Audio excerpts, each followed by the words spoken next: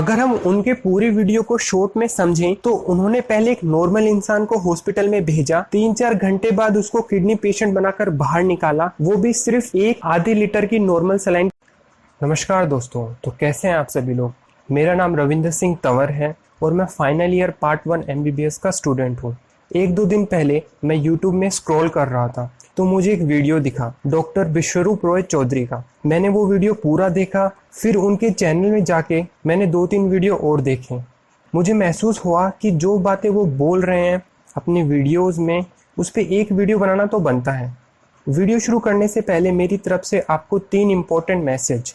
मैं किसी भी पैथी के अगेंस्ट बिल्कुल भी नहीं हूँ, चाहे वो होम्योपैथी हो या आयुर्वेदा हो। हमारा मकसद as a patient best possible treatment लेना होना चाहिए, चाहे वो हमें आयुर्वेदा से मिले, होम्योपैथी से मिले या एलोपैथी से। मैं जितने भी बात इस वीडियो में करूंगा मेरे पास उन सब का प्रूफ है। नीचे डिस्क्रिप्शन में आपको लिंक्स मिल जाएंगी, आप वहां से चेक कर सकते हैं।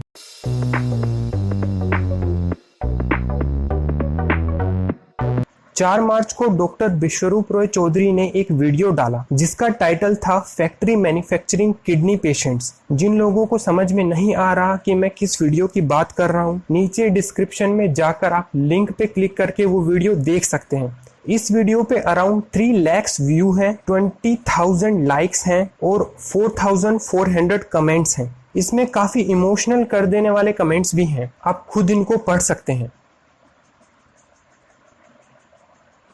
मैं 20,000 लोगों से एक सवाल पूछना चाहता हूं जिन्होंने इस वीडियो को लाइक किया। आप में से कितनों ने वीडियो देखने के बाद चेक किया कि जो डॉक्टर साहब बोल रहे हैं वो सही है या गलत?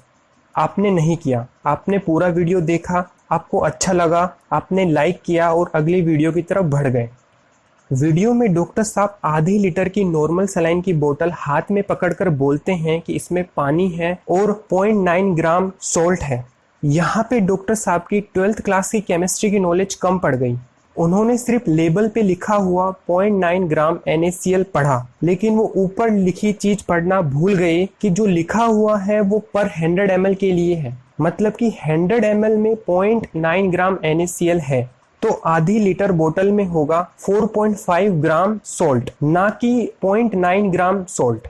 आगे उन्होंने बोला कि 0.9 ग्राम सॉल्ट इतना ज्यादा सॉल्ट होता है जब यह डायरेक्ट हमारे खून में जाता है तो बॉडी में स्वेलिंग होती है, हार्ट पे दबाव पड़ता है, किडनी पे जोर पड़ता है और किडनी की काम करने की कैपेसिटी कम होने लगती है। फिर उन्होंने बोला जो हम डाइटरी सॉल्ट लेते हैं उसमें से 90% सॉल्ट एक्सक्रीट हो जाता है, सिर्फ 10% सॉल्ट ब्लड में जाता है। एक्चुअली में दोस्तों यह दोनों बातें गलत हैं। Daily dietary requirement of salt जो हमारी बॉडी को चाहिए वो होता है 3.8 ग्राम पर डे, जो कि हमारे नॉर्मल बॉडी फंक्शनिंग के लिए जरूरी होता है। डाइटरी सॉल्ट का 90% एक्सक्रीशन यूरिन के थ्रू होता है और यूरिन ब्लड के फिल्टर होने से बनता है। मतलब 90% सॉल्ट को पहले ब्लड में जाना होगा, फिर किडनी ब्लड को फिल्टर करके सॉल्ट को यूरिन के थ्रू बाहर निकाल देगी। बचा हुआ 10% सॉल्ट का एक्सक्रीशन स्वेट और फीसिस से होता है। डाइटरी सॉल्ट का 90% डेली हमारे ब्लड में जाता है, तब हमें कोई स्वेलिंग नहीं होती, ना हमारे हार्ट पे दबाव पड़ता है, ना किडनी पे जोर पड़ता है। क्योंकि अगर ऐसा होता तो आज हम सब किडनी पेशेंट बनकर घूम रहे होते।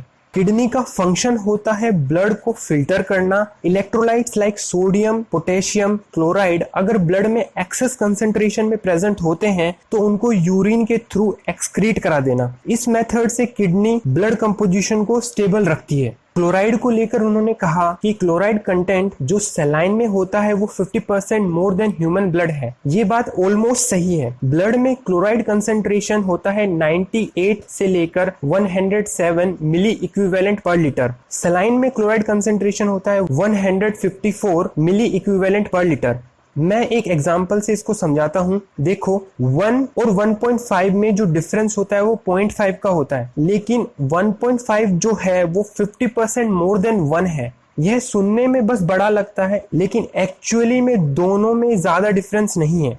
अगर हमारे ब्लड में क्लोराइड बहुत बढ़ जाता है तो इसको हम हाइपरक्लोरीमिया बोलते हैं। हाइपरक्लोरीमिया काफी रीजंस की वजह से हो सकता है, जैसे कि किसी पेशेंट को बहुत सारी सलाइन की बोतल चढ़ा दी हो, ऐसा सर्जरी के टाइम होता है। लेकिन अगर उस पेशेंट की किडनी प्रॉपर्ली काम कर रही हो तो उसका हाइपरक्लोरीमिया इजिली ठीक हो जाता है। किडनी एक्सेस क्लोराइड आयन को यूरिन के थ्रू बाहर निकाल देती है। डॉक्टर साहब ने किडनी खराब होने के पीछे अपना एक्सप्लेनेशन दिया। जब ब्लड में क्लोराइड आयन बढ़ जाएगा तो सेल का पोटेशियम बाहर आ जाएगा, और जब ब्लड में पोटेशियम आयन बढ़ जाएगा तो किडनी के काम करने की कैपेसिटी कम हो जाएगी और किडनी फेल भी हो सकती है। यह बात एकदम गलत है। सपोज हम मान भी लें कि ब्लड में क्लोराइड आयन पोटेशियम आयन दोनों बढ़ गए हैं, तो किडनी का काम ही है ब्लड को फिल्टर करना और ब्लड की कंपोजिशन को स्टेबल बनाए रखना। किडनी यूरिन के थ्रू दोनों आयंस को बाहर निकाल देगी और ब्लड में क्लोराइड और पोटेशियम आयन की नॉर्मल कंसेंट्रेशन ही रहेगी। अब हम 2018 की जर्नल स्टडी के बारे में बात करते हैं। डॉक्टर साहब ने बताया कि 2018 में नॉर्मल सलाइन के ऊपर स्टडी हुआ था कि इससे पेशेंट को क्या बेनिफिट होता है। उस स्टडी में पता चला कि इससे लोगों की किडनी खराब होती है।